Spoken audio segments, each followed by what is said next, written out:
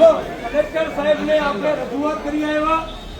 Collector સાહેબને આ વસ્તુ ધ્યાન ઉપર છે અને ફરી પાછો કલેક્ટર સાહેબે કીધું છે કે હું કમિશનર સાહેબને કહું છું વહેલી તકે મકાન મળે એના માટે હું પોતે કહું છું.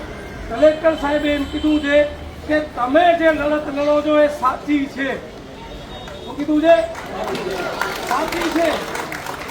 અને સીધી વાત છે, જે વસ્તુ સાચી છે આજે નહીં તો કાલે એ વસ્તુ થવાની છે. બરોબર છે? સાચા રસ્તા ઉપર હોઈએ તો મંજિલ મળવાની છે.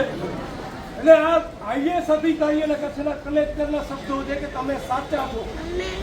બરોબર છે? ખોટા નથી. ગરીબ માણસોને મકાન મળવા જોઈએ. અને આવા કલેક્ટર કચ્છમાં મેં પહેલી વખત જોયા છે કે જે સાચાને સાચું અને ખોટાને ખોટું કહે.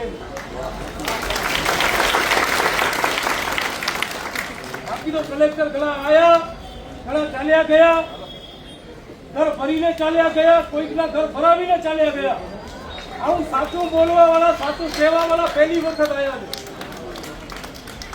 કલેક્ટર સાહેબને બધી રજૂઆત કરીને આપણે કલેક્ટર સાહેબને 15 દિવસનો સમય આપ્યો છે કે 15 દિવસની અંદર ચોક્કસ નિર્ણય ઉપર તમે નહીં પહોંચો, તંત્ર નહીં પહોંચે તો 15 દિવસ પછી ગાંધીધામથી 80 કિલોમીટર કાપી 2 દિવસ પગે ચાલી વિજય કરી અને કલેક્ટર ઓફિસમાં અહીંયા કને અમે રોટલા અને ઓટલા માટે બેસી જશું.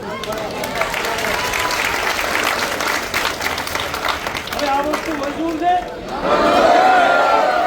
બધાને મંજૂર છે? હું તમારી સાથે ગાંધીધામથી પગે પગે આવીશ.